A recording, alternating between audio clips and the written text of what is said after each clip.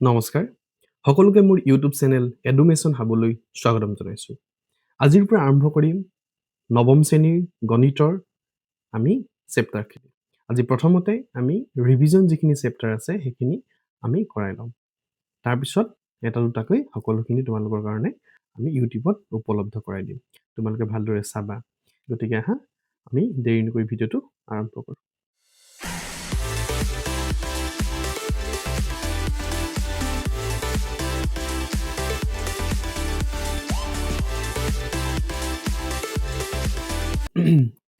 এতিয়া চোৱা, প্ৰথমতে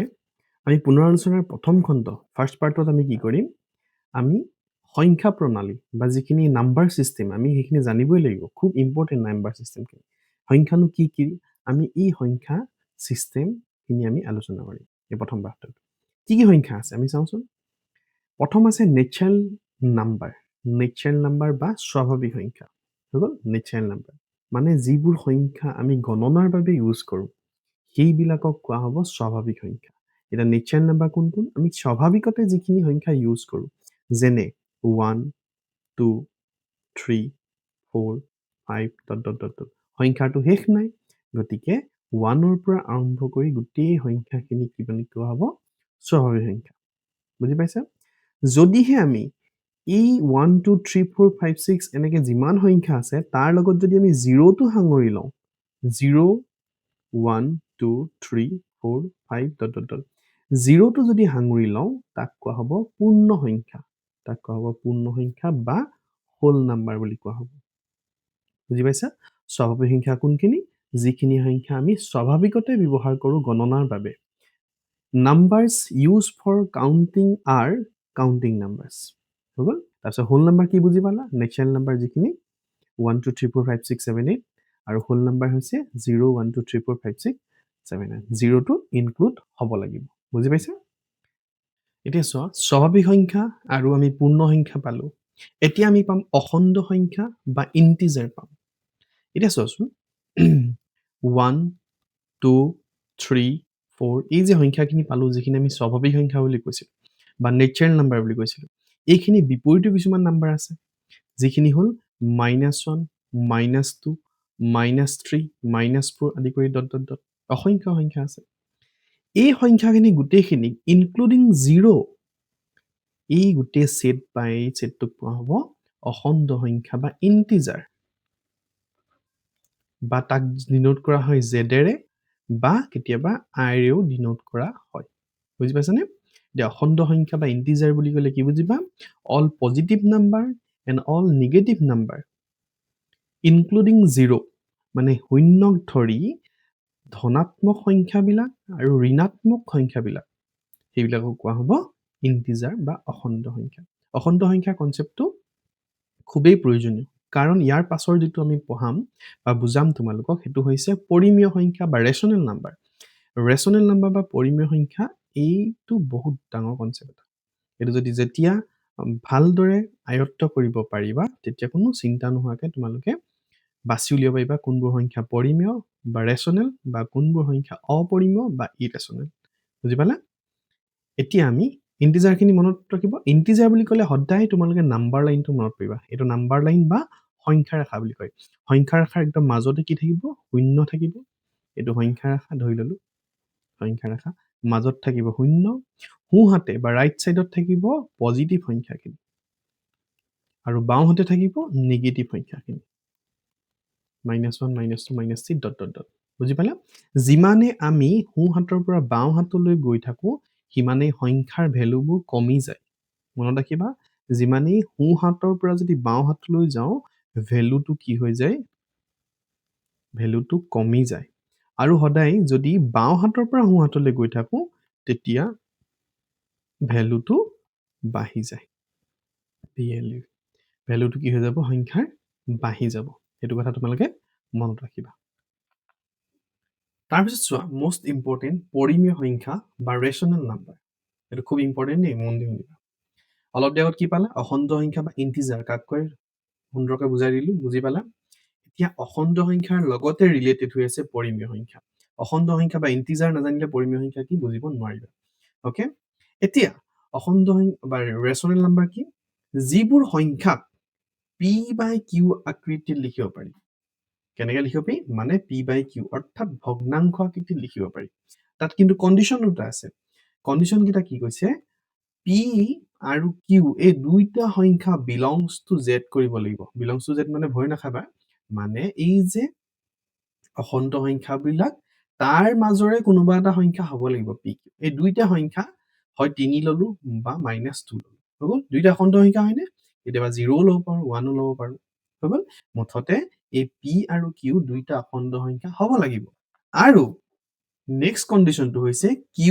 not equal to 0 এই তলৰ সংখ্যাটো কোনো কাৰণত শূন্য হ'ব নালাগিব সেই দুটা কণ্ডিশ্যন প্ৰথম কণ্ডিশ্যনটো হৈছে পৰিমেয় সংখ্যা হ'বলৈ হ'লে মই বেলেগকৈ আকৌ তোমালোকক দেখাইছোঁ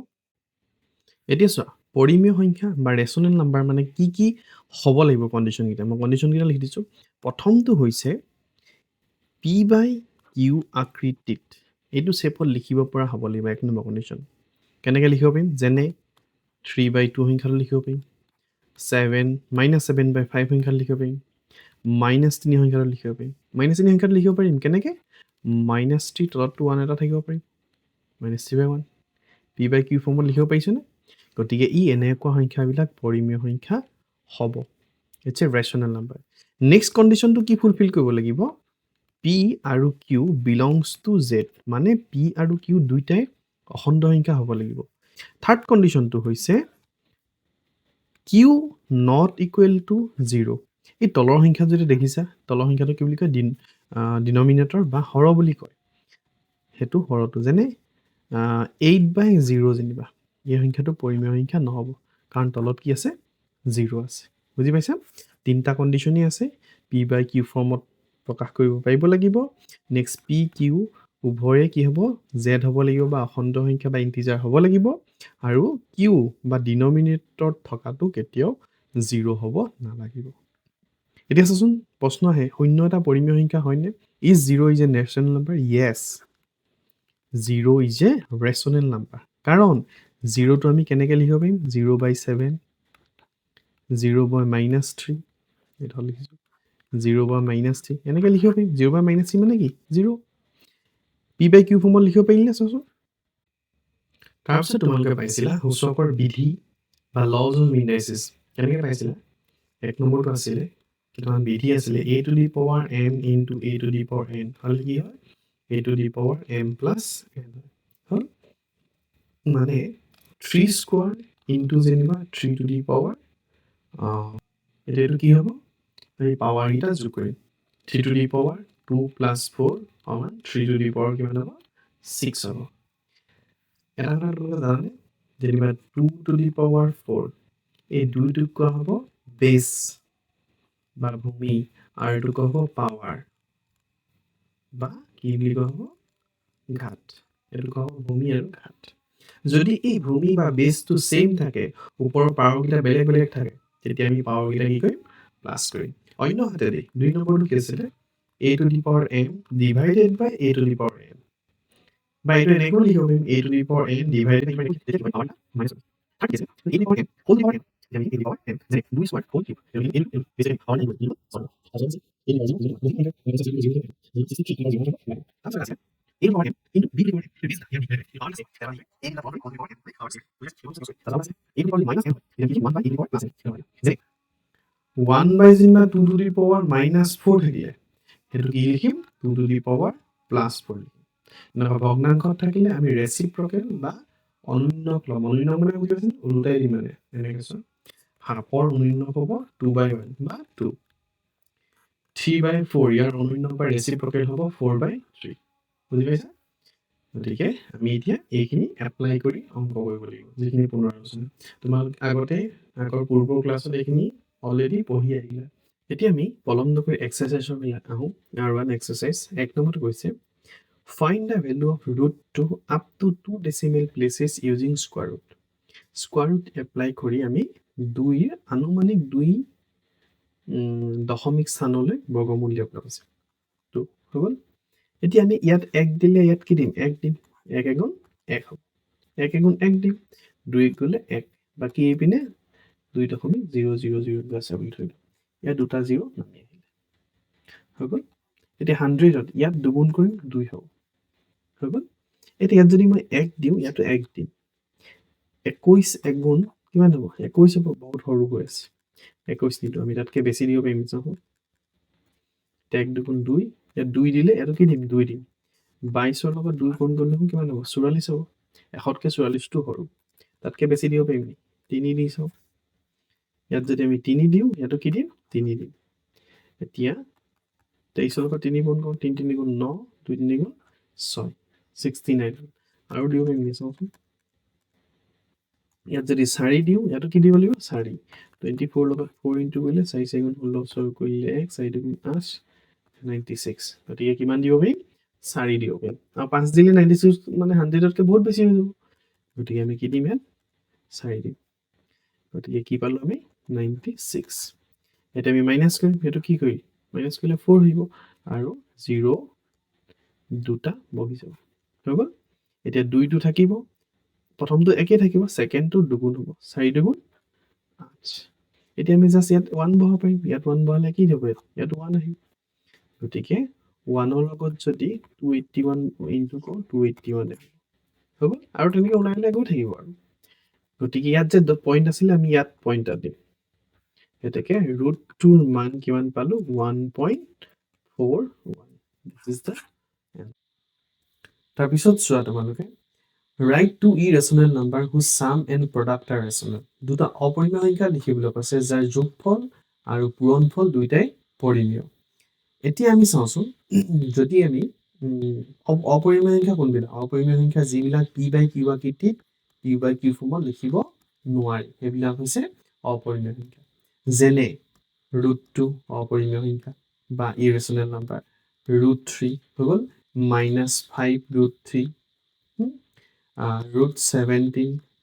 3 প্লাছ √2 এইবোৰ হৈছে অপৰিমেয় সংখ্যা এতিয়া আমাক দুটা অপৰিমেয় সংখ্যা লিখিবলৈ কৈছে যাৰ যোগফল পৰিমেয় আৰু পূৰণফল পৰিমেয় আমি দুটা সংখ্যা লিখোঁ এটা ধৰি ল'লোঁ 3 প্লাছ √2 আৰু এটা লিখিবলৈ কৈছে ন আৰু এটা হৈছে 3 মাইনাছ √2 হৈ গ'ল এতিয়া এইকেইটা যদি আমি কি কৰোঁ প্ৰথমতে যোগ কৰিবলৈ কৈছে মানে ছাম কৰিবলৈ কৈছে যোগ কৰিলোঁ ছাম মানে যোগফল কিমান হ'ব 3 প্লাছ √2 প্লাছ 3 মাইনাছ √2 এতিয়া প্লাছ √2 মাইনাছ √2 কেঞ্চেল যাব থাকিব কি 3 প্লাছ 3 সমান 6 আমি জানো নহয় 6 এটা পৰিমেয় সংখ্যা বা ৰেচনেল নাম্বাৰ 6 এটা কি হ'ব পৰিমেয় সংখ্যা হৈ গ'ল তাৰপিছত প্ৰডাক্ট বা পূৰণফল প্ৰডাক্টটো কৈছে প্ৰডাক্টটো কি কওঁ 3 plus √2 whole into 3 minus √2 product কৰি দিলোঁ এতিয়া কি হ'ব a plus b whole into a minus b আমি জানো তাৰ সূত্ৰটো a square minus b square হৈ গ'ল 3 স্কোৱাৰ কৰিলে 9 √2 স্কোৱাৰ কৰিলে কিমান হ'ব 2 হ'ব 9 মাইনাছ 2 কিমান হ'ব 7 ইজ কি অলছ' ৰেচনেল নাম্বাৰ বা পৰিমেয় সংখ্যা হৈ গ'ল গতিকে এক্সাম্পল আমি দুটাক দিবলৈ কৈছিলে আমি এইটো এক্সাম্পল এটা 3 প্লাছ √2 এটা 3 মাইনাছ √2 আৰু বেলেগো দিব পাৰিবা বোলে 5 মাইনাছ 3 √3 5 প্লাছ 3 √3 তাৰ পিছৰ কুৱেশ্যনটোত কৈছে right all integers between -5 and 5 with the help of number line সংখ্যা ৰেখাৰ সহায়ত -5 আৰু 5ৰ মধ্যৱৰ্তী অখণ্ড সংখ্যাবিলাক লিখিবলৈ কৈছে এতিয়া চাওঁ -5 আৰু 5ৰ মাজত কি আছে আমি সংখ্যা ৰেখাত চাওঁ এইডাল তোমালোকে দেখিছা নহয় এইডাল হৈছে সংখ্যা ৰেখা বুজি পাইছা এটা সংখ্যা ৰেখা এতিয়া আমাক লাগে এইপিনে সংখ্যা ৰেখা এইপিনে বাঢ়ি যাব 1 2 3কে এইপিনে মাইনাছখিনি বাঢ়ি যাব অসংখ্য সংখ্যা আছে এতিয়া আমাক কি লাগে -5 আৰু 5ৰ এইপিনে চোৱাচোন এইটো -5 আছে আৰু 5 কোনপিনে আছে 5 এইপিনে আছে ইয়াৰ মাজৰ অখণ্ড সংখ্যাবিলাক লাগে মাজৰ ইণ্টিজাৰখিনি কি হ'ব -4 -3 -2 -1 এইডোখৰত কি আছে 0 আছে 0 1 2 3 আৰু 4 বুজি পাইছা এইকেইটাই হৈছে -5 আৰু 5ৰ মাজৰ ইণ্টিজাৰখিনি বুজি পাইছা তোমালোকে লিখি ল'বা তাৰপিছত নেক্সট কুৱেশ্যনটো চোৱা a to the power m divided by a to the power n a to the power n divided by a to the power n হ'লে কি হয় আমি পাইছিলোঁ a to the power m minus n হ'ব এইটোত m is equal to n লৈ test কৰিবলৈ কৈছে যে a to the power 0 is equal to 1 হয় নে নহয় টেষ্ট কৰি দেখাবলৈ কৈছে আমি কেনে কৰিম চোৱা এটা আমি এনেকৈ লিখিব পাৰিম a to the power m divided by a to the power n এই হৰণ চিন থকা বা এনেকৈ ডিভাইড থকা একেই কথা is equal to কি আছিলে a to the power m minus n আছিল এতিয়া m আৰু n ইকুৱেল নহয় জানো m n সমান গতিকে a to the power m ৰ জেগাত m এ থাকিব a to the power n ৰ জেগাটো কি বহাই দিম m বহাই দিম কিয়নো কাৰণ n আৰু m ইকুৱেল এইপিনেও কি কৰিম a to the power m minus n ৰ জেগাটো কি বহাম m বহাম কিন্তু এইপিনে চাওঁচোন a to the power m a to the power m cancel গ'ল কেনচেল গ'লে থাকিব কিমান 1 এইপিনে কি থাকিব a to the power m ৰ m গ'লে 0 therefore কি ওলালে a to the power 0 is equal to 1 hence proved বুজি পালা তোমালোকে পজ কৰি লিখি ল'বা নেক্সট কুৱেশ্যনটো একেটাই দিছে একে ধৰণৰ in the property of indices a to the power m divides a to the power n is equal to m minus n আগৰটো গোটে a to the power m divides a to the power n হলে কি হয় a to the power m minus n হ'ল এইটো আৰু এইটো same m is equal to 0 put কৰিবলৈ আছে কি হয় m is equal to 0 বহাবলৈ আছে আমি বহাই দিওঁ a to the power 0 m ৰ জেগাত কি বহালো 0 a to the power n ঠিকই থাকিলে a to the power m ৰ জেগাত কি বহাম 0 minus n ওকে এইটো কি থাকিব a to the power 0 মানে অলপ আগতে পাইছিল ন a to the power 0 মানে 1 আৰু ইপিনে কি থাকিলে a to the power n ইপিনে কি থাকিলে a to the power 0 পৰা যদি minus n যায় minus n এ থাকিব হ'ব এটা কি থাকিলে এইটো আমি ৰিভাৰ্স কৰি লিখো a to the power minus n is equal to কি থাকিব 1 by a to the power n এইটো প্ৰুফ কৰি দিছো a to the power minus n is equal to 1 by a to the power n hence proved হ'ব এইটো পাতি ল'বা বুজি পাইছা না তোমালোকে নেক্সট কুৱেশ্যনটো আছে তলৰ জোৰৰ প্ৰত্যেকৰে মৌলিক উৎপাদক উলিয়াই মৌলিক উৎপাদক বা প্ৰাইম ফেক্টৰাইজেশ্যন কৰি প্ৰাইম ফেক্টৰাইজেশ্যন দিছে গসাগু আৰু লসাগু উলিয়াবলৈ কৈছে এলচিএম আৰু এইচচিএফ উলিয়াবলৈ কৈছে আমি প্ৰথম এক নম্বৰটো কিমান আছে 321 আৰু 396 প্ৰথমতে আমি প্ৰাইম ফেক্টৰাইজেশ্যন কৰি লওঁ 321 প্ৰথম 3 যাব 3 গুণ 3 0 3 7 গুণ 21 হৈ গ'ল কাৰণ যে 107 ইজ এ প্ৰাইম নাম্বাৰ তাৰপিছত নেক্সট আছে 396 আমি তাক কওঁচোন 3 যাব 3 1 গুণ 3 3 3 গুণ 9 3 2 গুণ 6 আকৌ 3 যাব 3 4 গুণ 12 3 4 গুণ 12 2 যাব 22 2 যাব 11 হৈ গ'ল এতিয়া 321 can be written as 3 into 107 আৰু 396 কেনেকৈ লিখিব পাৰিম 3 into 3 into 2 into 2 into 11 হ'ব এতিয়া আমাক লাগে কি এলচিএম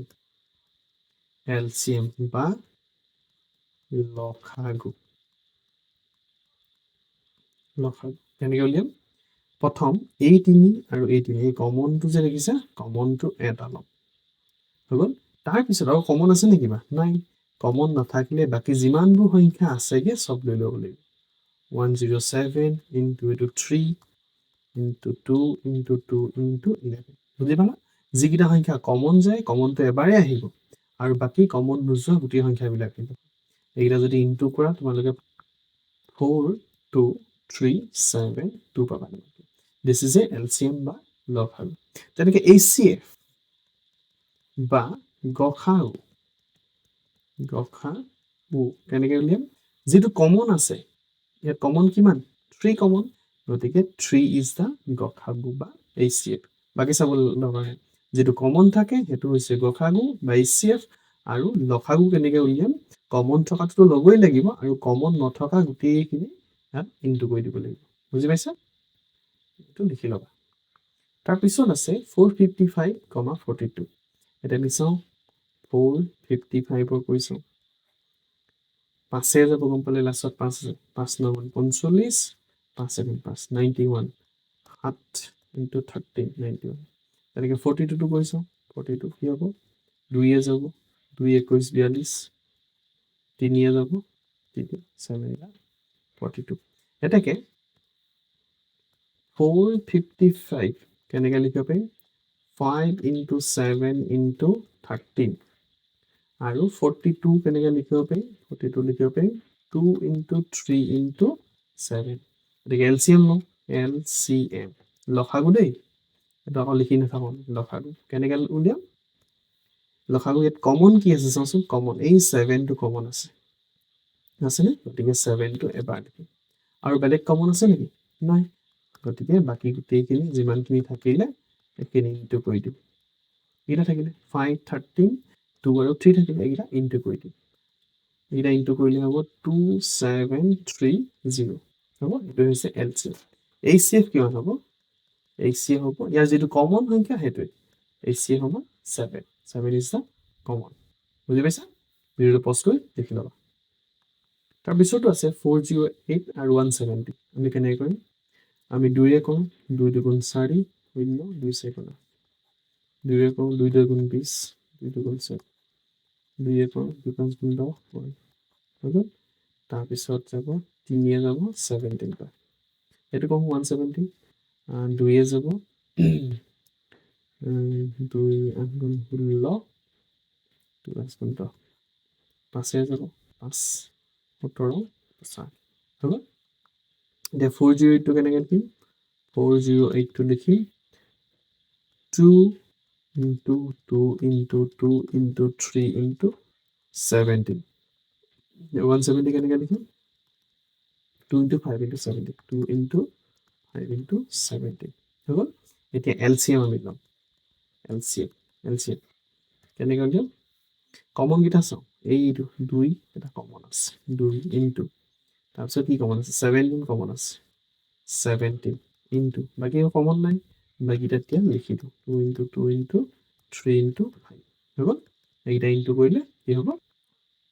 2040 এইকেইটা ইনটু কৰিলে হ'ব 2040 গতিকে এলচিএম কিমান হ'ব 2040 তেনেকৈ এইচচিএফ উলিয়াম এইচচিএফ জাষ্ট কমন কেইটা কমন এটা 2 আছে এটা আছে 17 গতিকে 2 into 17 হ'ব 34 গতিকে 34 হৈছে এইচচিএফ বা গসাউ বুজি পালে এইটো গসাউ দেই লিখি ল'বা তাৰপিছত কুৱেশ্যনটোত কৈছে 2/11 আৰু 1/6ৰ মাজৰ যিকোনো দুটা পৰিমেয় সংখ্যা লিখিবলৈ কৈছে মানে ৰেচনেল নাম্বাৰ বিটুইন 2/11 and 1/6 আমি প্ৰথম 2/11 আৰু কিমান 1/6ৰ মাজত প্ৰথম আমি এই ডিনমিনেটৰ বা হৰকেইটা চেম কৰি ল'ব লাগিব কেনে কৰিম 11ৰ লগত আমি 6 ইনটু কৰিম আৰু 6ৰ লগত 11 ইনটু কৰিম তেতিয়া 66 ইয়াতো কিমান হ'ব 66 ইয়াত আছিলে 2/11 ইয়াত আছে 1/6 ইয়াত যেটো 6 ইনটু কৰিলোঁ নিউমাৰেটৰ বা ওপৰত বা লবটো 6 ইনটু কৰিম ইয়াত 11 ইনটু কৰিলোঁ ইয়াতো 11 ইনটু কৰিম এতিয়া কিমান হ'ব 2 4 গুণ 12 আৰু 11 গুণ 11 এতিয়া 12/66 আৰু 11/66 12 আৰু 11ৰ মাজত কোনো সংখ্যা আমি দেখাই নাই পোৱা আমাৰ আকৌ দুটা বুলি কৈছে নহয় গতিকে আমি আৰু বহাব লাগিব আৰু বহাই দিম আমি কি কওঁ 66ক 2ৰে ইনটু কৰোঁ তলত কৰিলে ওপৰটো কৰিব লাগিব ইয়াকো 2ৰে ইনটু কৰোঁ তলত কৰিলে ওপৰত ইনটু কৰিম তেতিয়া আমাৰ কি হ'ব তেতিয়া আমাৰ 6 গুণ 12 2 6 গুণ 12 132 হ'ব আৰু ইপিনে 2 11 22 হ'ব এইপিনে কিমান হ'ব 132 2 বাৰ 24 22 আৰু 24ৰ মাজত অকল এটা আছে 23 গতিকে আমি আৰু বহাব লাগিব আমি কি কৰোঁ ইয়াৰ লগতো 2 ইনটু কৰোঁ আৰু এটা 2 ইনটু কৰি দিওঁ ইয়াৰ লগতো 2 ইনটু কৰোঁ ইয়াৰ লগতো 2 ইনটু কৰোঁ হৈ গ'ল তেতিয়া হ'ব 2 দুগুণ 4 3 দুগুণ 6 2 গুণ 2 264 এইপিনে হ'ব 44 এইপিনে কি কৰিম 264 এইটো হ'ব 48 এতিয়া 44 আৰু 48ৰ মাজত আমি পাই যাম গতিকে পৰিমেয় সংখ্যাকেইটা কিমান কিমান হ'ব 48 আছে ন সৰি 44 আছে ন 45 by 264 46 by 264 হৈ গ'ল তাতকৈ ইজি কি কৰিবা জানানে তাতকৈ ইজি কৰিবলৈ হ'লে আমি এনেকৈ কৰিব লাগিব এইটো কিমান আছিলে 1/60 12/66 আছিলে আৰু আছিলে 11/66 হৈ গ'ল আমি ডাইৰেক্ট 10 ইনটু কৰি দিম ইয়াৰ লগতো 10 ইনটু কৰোঁ ইয়াৰ লগতো 10 ওপৰতো 10 ইনটু কৰোঁ ইয়াতো 10 ইনটু কৰোঁ কিমান হ'ব 660 0 হ'ব এটো হ'ব 120 এটো হ'ব কিমান 660 এটো হ'ব 110 100 আৰু 120 ৰ মাজত চাৰিটা ডিজিট ওলাব চাৰিটা কিমান হ'ব সংখ্যা কেইটা তেতিয়া 111 ডিভাইডেড বাই 660 112 ডিভাইডেড বাই 660 তেনেকৈ কৰিলে হৈ যাব বুজি পাইছা এইটো এনেকৈ শ্বৰ্টকৈ কৰিব লাগিব হয় এইভাগে কৰিবা নহয় এইভাগে কৰিবা বুজি পাইছা তাৰপিছত আমাৰ 8 নম্বৰটো কি কৈছে সিম্পলিফাই বা সৰল কৰিবলৈ কৈছে কি কৈছে √10 ইনটু √5 √10 টো আমি কেনেকৈ লিখিব পাৰোঁ √10 টো √5 ইনটু √2 লিখিব পাৰিম 5 × 10 ইনটু √5 এই √5 দুটা যেতিয়া ইনটু হৈ যায় তেতিয়া কি হৈ যায় 5 হৈ যায় ইনটু √2 এতিয়া 5 ইনটু √2 মান দিয়া আছে 1.41 1.41 গতিকে 1.41 ৰ লগত 5 ইনটু 5 × 5 5 × 20 শূন্য 2 5 × 5 6 কিমান হ'ব 705 এই পইণ্ট দুটাৰ আগত আছে দুটাৰ আগত দি দিওঁ 7.05 এপ্ৰক্সিমেটলি বুজি পাইছা এইভাগে কৰিব লাগিব হেল্ল' তাৰপিছত চোৱা তোমালোকে p/q ফৰ্মত লিখিবলৈ কৈছে p/q ফৰ্ম মানে 0 প্ৰথমটো কৈছে 0.81 দুইটাতে পৌনঃপুনিক আছে অৰ্থাৎ এই পৌনঃপুনিক এইটো অৰ্থ কি জানানে এইটো অৰ্থ হৈছে এই সংখ্যাটোক এক্সপ্ৰেছ কৰিলে 0.81 81 81 81 81 এনেকৈ সংখ্যা ওলাই গৈ থাকিব এইটোক আমি কি ফৰ্মত লিখিব লাগে p/q ফৰ্মত লিখিব লাগে একদম সিম্পল কেনেকৈ লিখিম চাবা ইয়াত চোৱা পইণ্টৰ পিছত ডিজিট কেইটা আছে দুটা ডিজিট আছে আৰু দুইটা ডিজিটতে কি আছে পৌনঃপুনিক আছে যিকেইটা ডিজিটত পৌনঃপুনিক থাকিব তাৰ ক্ষেত্ৰত তলত 99 লিখিম দুটা ডিজিটত ডট আছে দেখিছেনে ওপৰত বা এইটো পৌনঃপুনিক বা বাৰ বুলি ক'লেও হয় দুটা ডিজিটত বাৰ আছে গতিকে আমি তলত 9 আৰু 9 লিখিম আৰু ওপৰত কি লিখিম যিটো সংখ্যা আছে 81 এইটোৱে হৈছে এনসাৰ এতিয়া আমি তোমালোকক এইটো ডিভাইড কৰি দেখাইছো এতিয়া চোৱা আমি চোৱা 81ক 81 ডিভাইড কৰি দিওঁ কিমানে 99 ডিভাইড কৰি দিওঁ ইকুৱেল কিমান লৈছো 0.81 আহি আছে নে 81 মানে এইটো বাৰে প্ৰতি ওলোৱা থাকা মানে 81 ৰ ওপৰত দুটা পৌনঃপুনিক আছে বুজি পালা গতিকে ইয়াৰ এনসাৰ এইটো নেক্সটটো চাওঁ এইপিনে ৰাখি দিছো নেক্সট কি হৈছিলে 2 নম্বৰটো আছে 0.18 এটাৰ ওপৰত পৌনঃপুনিক তেতিয়া আমি কি কৰিম চাবা তেতিয়া কি কৰিম চোৱা ই এটা ডিজিটৰ ওপৰত পৌনঃপুনিক আছে তাৰ কাৰণে তলত আহিব 9 আৰু পইণ্টৰ পিছত কেইটা ডিজিট আছে দুটা ডিজিট এটা ডিজিটৰ ওপৰত পইণ্টটো বা বাৰটো নাই এটা ডিজিটৰ ওপৰত বাৰ নাই বা পৌনঃপুনিক নহয় তাৰ কাৰণে আমি কি লিখিম 0 লিখিম সেইটো হ'ব ইয়াত চোৱা ইয়াত কি কৈছিলো দুইটাৰ ওপৰতে পৌনঃপুনিক আছে বা বাৰ আছে গতিকে সেইকাৰণে দুইটাৰ কাৰণে 9 আহিছে ইয়াত এটাৰ কাৰণে আছে এই থকাটোৰ কাৰণে কি আহিছে 9 আহিছে আৰু নথকাটোৰ বাবে কি আহিছে 0 আহিছে ওপৰত কিমান হ'ব ওপৰত 18 গোটেই সংখ্যাটো লিখি মাইনাস যিটোৰ ওপৰত বাৰ নাই এই সংখ্যাটো আমি মাইনাস কৰিম হৈ গ'ল কিমান হ'ব 18 1 গ'লে 17 ডিভাইডেড বাই 90 হৈ গ'ল 0.18 পৌনঃপুনিক ইয়াৰ অৰ্থটো কি আছিল জানানে 0.18 টো পৌনঃপুনিক মানে 8 টো বাৰে বাৰে ওলাই থাকিব অসংখ্য ওলাই থাকিব এতিয়া আমি চাওঁচোন ক্যালকুলেটৰ ইউজ কৰি কিমান আছিলে 1717 divided by 90 equal কিমান পাইছিল চাওঁ 0.18888888 হৈ গৈছে নে 1888888 হৈ গৈছে গতিকে this is the answer বুজি পালা তেনেকৈ কৰিব শৰ্ট কেনে লং টাইপো আছে লং টাইপটো আমি পিছত শিকাম তাৰপিছত 3 নম্বৰটো চাওঁ একে প্ৰসেছত 2.477 ৰ ওপৰত পৌনঃপুনিক আছে অৰ্থাৎ এই সংখ্যাটো কিমান হ'ব 2.477 কে ওলাই গৈ থাকিব 7777 ওলাই গৈ সেইটো কাৰণে সিম্পল লেখি দশমিকৰ পিছত কেটা ডিজিট আছে দুটা ডিজিট এটা ডিজিটৰ ওপৰত পৌনঃপুনিক আছে এটা ডিজিটৰ ওপৰত নাই থকাটোৰ কাৰণে 9 নথকাটোৰ কাৰণে 0 ওপৰত আছে 247 গোটেই সংখ্যাটো লিখি মাইনাস এই 2 আৰু 4 ওপৰত পইণ্ট গিটা নাই গতিকে 24 টো আমি মাইনাস কৰিম কিমান হ'ব 4 4 গলে 3 4 2 গলে 2 220 3 divided by 90 এটা আমি কৰি চাওঁ হয়নে নহয়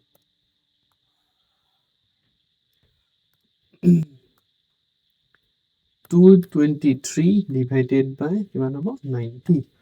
equal to কিমান পালো 2.47777 ওলাই গৈছে নে এটো ধৰা নাই লাষ্টত আৰু ওলালে হেতে কিন্তু নাই ধৰা কাৰণে এক এটা বাহি গৈছে 8 দি দিছে দেই অৰ্থাৎ এটোই হ'ব 2.47777 হ'ব বুজি পাইছে এনেকৈ সিম্পলি কৰিম তাৰছত আৰু এটা আছে এটো কৰি চাওঁ তাৰ পিছত আছে এটো চোৱা ডিজিট কেটা আছে পইণ্টৰ পিছত আকৌ লিখি লৈছো চাই নম্বৰটো 2.4431 এই দুটাৰ পৰা বাছ এতিয়া চা পইণ্টৰ পিছত কেটা ডিজিট আছে 4টা ডিজিট তাৰে দুটাৰ ওপৰত পনপনিক আছে গতিকে এই তাৰ কাৰণে 99 দুটা দিও আৰু দুটা ডিজিটৰ ওপৰত কি নাই দুটা ডিজিটৰ ওপৰত পনপনিক নাই তাৰ কাৰণে দুটা 0 দিম ওপৰত কিমান হ'ব গোটেই সংখ্যাটো লিখি লম 24431 তাৰ পৰা মাইনাস কৰিম যিকিটাৰ ওপৰত পনপনিক নাই 244 বুজিবা আমি কৰি চাওঁছো এটো কৰিলে হ'ব 24187 divided by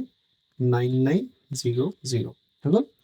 এতিয়া আমি কৰি চাওঁচোন ক্যালকুলেটৰত তো ক্লিয়াৰ কৰি লৈছো 24187 divided by 990 कहाँ गया 0 कहाँ गया 9900 हो गल इक्वल किमान लेस 244 31 ওপৰত পনপনিক আছিল 31313131 ওলাই গৈছে নাই এছ 31 ওপৰত বাৰ আছিল গতিকে 313131 টো ওলাই গৈছে বুজিবা না এটো হৈছে ট্ৰিক্স এভাগে তোমালোকে কৰিব লাগিব এইটা পাতি লবা আৰু নিয়মটো বুজি লবা কেনেকৈ কি হয় তাৰপা 10 নম্বৰটো আছে হৰল কৰা 1 নম্বৰটো আছে √3 - √2 হোল স্কয়ার এটো আমি পাইছিম নহয় a - b whole square equal কি পাইছিলো a square - 2ab + b square এইটোত পাই আহিছিলাম এটা হেতু এপ্লাই কৰিম a স্কয়াৰ মানে প্ৰথমটো স্কয়াৰ -2 * a * b মানে প্ৰথমটো into দ্বিতীয়টো প্লাস দ্বিতীয়টোৰ স্কয়ার হ'ব এটা √3 স্কয়ার করলে কিমান হ'ব 3 হ'ব minus 2 into √3 into √2 হলে কিমান হ'ব 2 3 দুগুণ 6 প্লাস √2 স্কয়ার করলে 2 এই 3 আৰু 2 এইটা হৈছে ৰেশনাল নাম্বাৰ বা পৰিমেয় সংখ্যা এইটা যোগবিয়োগ হ'ব 3 এ 2 5 minus 2 √6 এটো হৈছে তাৰ आंसर ভিডিওটো পজ কৰি লিখি লবা বুজি পাইছা এইবোৰ সূত্ৰ মনত থাকিব লাগিব a - b হোল স্কয়াৰ সূত্ৰ কি a + b হোল স্কয়াৰ সূত্ৰ কি তাৰ পিছত চোৱা 2√3 + √5 2√3 - √5 এটা এনেকুৱা হোৱা নাই জানো a + b whole into a - b এনেকুৱা হৈ থকা আছে তেতিয়া কি হ'ব a স্কয়াৰ - b স্কয়াৰ এটা সূত্ৰ পাইছিলো এটা আমি কি কৰিম a স্কয়াৰ প্ৰথমটোৰ স্কয়াৰ মাইনাস দ্বিতীয়টোৰ স্কয়াৰ এটা চাও প্ৰথমটো প্লাস দ্বিতীয়টো হোল ইনটু প্ৰথমটো মাইনাস দ্বিতীয়টো হলে কি হয় প্ৰথমটো স্কয়াৰ মাইনাস দ্বিতীয়টো স্কয়াৰ এতিয়া আচ্ছা 2 স্কয়াৰ কৰিলে হ'ব 4 পূৰণ √3 স্কয়াৰ কৰিলে কিমান হ'ব 3 4.3 হলে 4 into 3 minus √5 স্কয়ার কৰিলে কিমান হ'ব 5 4 3 12 minus 5 12 5 কৰিলে 7 7 is the answer video pause কৰি লিখি লবা তাৰ পিছত আছে 8 plus √3 2 plus √3 এটো হ'ব বেলেগ ধৰ এতিয়া এটো আমি আগৰগতে পূৰণ কৰিম প্ৰথমটো লগত দুইটা কৰিম সেকেন্ডটো লগতো দুইটা কৰিম কেনে কৰিম এইটো লগত দুইটা কৰিম 2 plus √3 কৰিম আকৌ সেকেন্ডৰ লগত √3 লগতো পূৰণ কৰিম 2 plus √3 হ'ব এছো 8 দুগুণ কিমান হ'ব 16 plus 8 into √3 8 √3 plus √3 into 2 2 √3 আৰু 3 into √3 পূৰণ কৰিলে কি হ'ব 3 এতিয়া সংখ্যা আছে পৰিমেয় সংখ্যা 6 আৰু 3 আৰু 16 আৰু 3 কিমান হ'ব 19 প্লাস এই দুটা √3 আছে √3 আছে 8 এ 2 10 √3 হৈ গল this is the answer 19 plus 10 √3 বুজি পাইছে তাৰ পিছৰ অংকটো দিছে 1/1 plus √2 এটো অংক ৰেশনালাইজ কৰিব লাগিব বা অসমীয়াতকৈ হৰ পৰিমেয়কৰণ কৰা ইয়াত তলত চোৱাচোন হৰটো পৰিমেয় সংখ্যা হৈ থকা নাই অলপ দেগত কৈছিলো 1 plus root 2 is not a rational number তলতো পৰিমেয় হোৱা নাই গতিকে তলতো পৰিমেয় হোৱাটোই হৈছে ইয়াৰ সলভ বা সমাধান এতিয়া আমি কেনেকৈ কৰিম চোৱা 1 plus root 2 আছে তাৰ লগত পূৰণ কৰি 1 minus root 2 ওপৰত একেটা আছিলে তাৰ লগতো তলত যিটো পূৰণ কৰোঁ ওপৰতো একেটাই পূৰণ কৰিব লাগিব তলতো চোৱাচোন a plus b এটো b a minus b এনেকুৱা আহিব তেতিয়া কি হয় a square minus b square ওপৰতো কি হ'ব 1 minus root 2 তলতো কি হ'ব 1 স্কয়াৰ কৰিলে 1 root 2 স্কয়াৰ কৰিলে 2 ওপৰতো 1 minus root 2 থাকিব হ'ব এবিনা লিখিছো 1 minus 2 হলে minus 1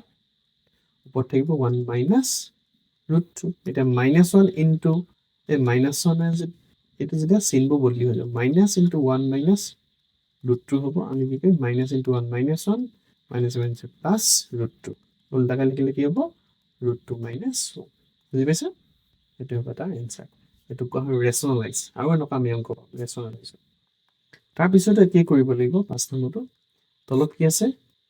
root 7 plus root 3 আছে তাক কৰিব লাগিব root 7 minus root 3 ওপৰত 4 অলৰেডি আছিল তাক কৰিব লাগিব root 7 minus root 3 তলত কি হ'ব a plus b whole into a minus b হলে প্ৰথমটো স্কয়াৰ minus b স্কয়াৰ মানে দ্বিতীয়টো স্কয়াৰ ওপৰত কি হ'ব 4 into root 7 4 root 7 minus 4 into root 3 4 root 3 root 7 square কৰিলে হ'ব 7 root 3 স্কয়াৰ কৰিলে হ'ব 3 ওপৰত হ'ব 4 root 7 minus 4 root 3 তাৰপিছত এইটো যদি কৰোঁ হাতত তিনি গ'লে কিমান 4 সৰি ওপৰটো কমন নলোৱা হ'লে ঠিক আছে 4 root 7 minus root 3 আকৌ কমন লৈছো 4 into 4 কেনসেল যাব থাকিব কি root 7 minus root 3 this is the answer হল লিখি লবা তাৰপিছত চোৱা 7 plus root 3 7 minus root 3 একেই কৰা 7 minus root 3 আছে তো তাক কম 7 plus root 3 হল ওপৰত আছে 7 plus root 3 তাক কৰিম তলৰ এটো 7 plus root 3 কৈছে ওপৰটো কৰিম 7 plus root 3 হল এটো minus b hall into a plus b হলে a square minus এটো b square প্ৰথমটো স্কয়াৰ minus সেকেন্ডৰ স্কয়াৰ ওপৰত হ'ব দুইটা একেই না জানো 7 plus root 3 7 plus root 3 দুটা আছে গতিকে আমি এনেকে স্কয়াৰ লিখিব পাৰিম তাৰ পিছত ইয়াত চাও a স্কয়াৰ মানে হাতৰ স্কয়াৰ 49 minus root 3 স্কয়াৰ 3 ওপৰত হ'ব a square minus 2 plus 2 into 7 into root 3 plus root 3 square এইবিনা লিখিছো 49 or 3 গলে হ'ব 46 ওপৰত হ'ব কিমান হাতৰ স্কয়াৰ 49 plus 2 হাত গুণ 14 root 3 plus root 3 square কৰিলে হ'ব 3 49 এ 3 52 plus 14 root 3 তল হ'ব 46 হল আমি কিবা এটা কমন যাব না দুইটা কমন যাব দুইটা কমন হলে কি থাকিব 2 25 plus 7 root 3 এপিনে হ'ব 46 2 এটো যাব 23 বাৰ এনসাৰ হ'ব কিমান তলত হ'ব 23 ওপৰত হ'ব 26 plus 7 root 3 এটো এনসাৰ ৰেশনালাইজ তলত চাওচোন 23 উলাই গল দিছেনে এটা এটা পৰিমেয় সংখ্যা ইয়াত প্ৰথম ইয়াত কি আছিল 7 minus root 3 আছিল যেটো অপৰিমেয় সংখ্যা বা ইৰেশনাল নাম্বাৰ এটো ৰেশনাল নাম্বাৰ হৈ গল একেবাৰে ৰেশনালাইজ কৰা তাৰ পিছৰ অংকটো একেই আমি কৰিম কি আছিল 1 divided by 1 plus root 2 আছিল তাক আমি কৰিম 1 minus root 2 তলত কৰিলে ওপৰটো কৰিব লাগিব 1 minus root 2 সেকেন্ড আছিল root 2 plus root 3 তাক কৰিব লাগিব root 2 minus root 3 হল তলত কৰিলে ওপৰটো কৰিব লাগিব 1 into root 2 minus root 3 bracket হ'ব থাৰ্ডটো আছিল root 3 plus root 4 তাক কৰিব লাগিব root 3 minus root 4 ওপৰটো কৰিব লাগিব root 3 minus root 4 1 এটা আছিল এতিয়া আমি কি কৰিম a plus b whole into a minus b হলে জানো a square minus b square ওপৰত হ'ব 1 minus root 2 plus এটো কৰিলে কিমান হ'ব এটো a square minus D square, এইটো ব্ৰেকেট দিব লাগিছিল, ওপৰত হ'ব √2 মাইনাছ √3 প্লাছ ইয়াত হ'ব কিমান হ'ব a স্কুৱাৰ মানে √3 স্কুৱাৰ প্লাছ √4 স্কুৱাৰ, চৰি মাইনাছ √4 স্কুৱাৰ, ওপৰত হ'ব √3 মাইনাছ √4, 1 স্কুৱাৰ কৰিলে 1, √2 স্কুৱাৰ কৰিলে 2, 1 মাইনাছ √2 প্লাছ √2 স্কুৱাৰ কৰিলে 2, √3 স্কুৱাৰ কৰিলে 3, √2 মাইনাছ √3 প্লাছ এইটো কৰিলে 3 মাইনাছ 4, এইটো হ'ব √3 মাইনাছ √4 হ'ব। এতিয়া তলত প্ৰত্যেকতে 1 এটা হ'ব, -1 -1 হ'ব, 1 ৰ -2 গ'লে -1, এইটো -1 এইটো -1,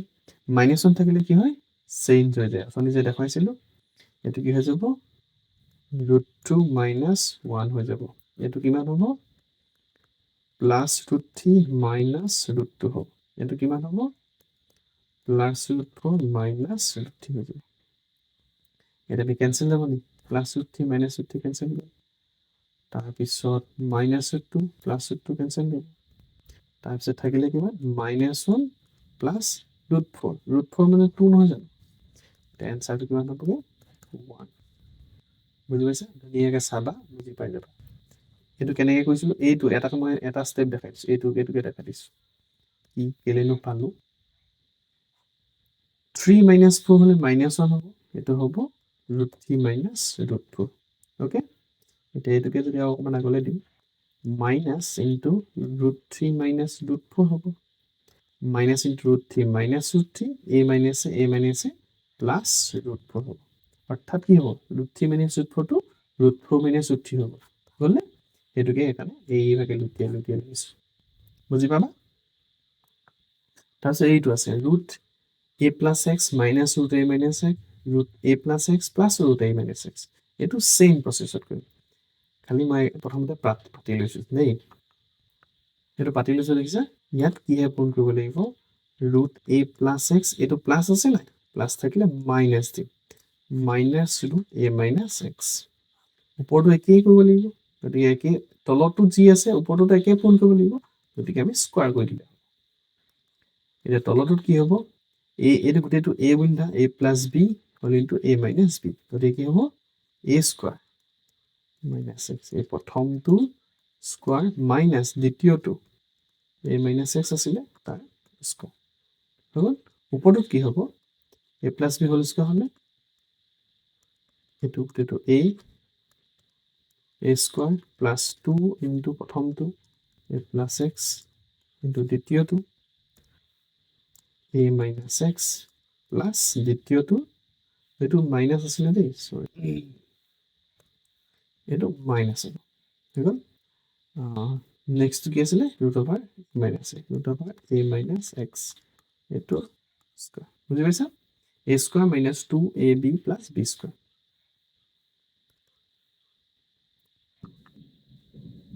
তাৰপৰা a স্কোৱাৰ মাইনাছ b স্কোৱাৰটো কি হ'ব এইটো a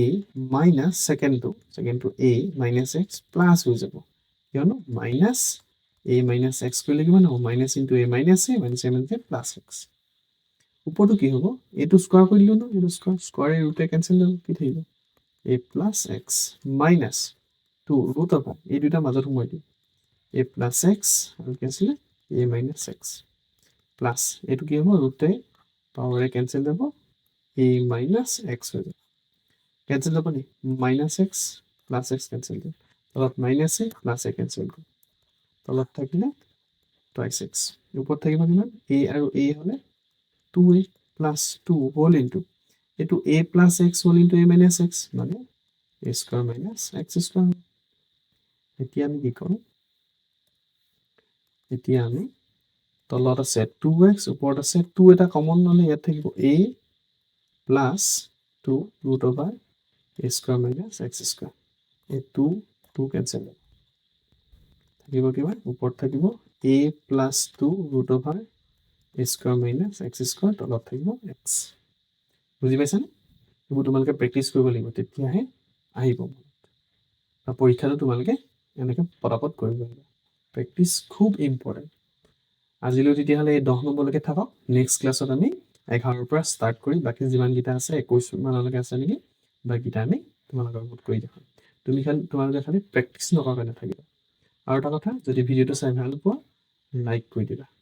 ছাবস্ক্ৰাইবটো তোমালোকে নকলেও কৰিবা, কিন্তু লাইকটো কৰি দিবা। বুজি পালা? ধন্যবাদ।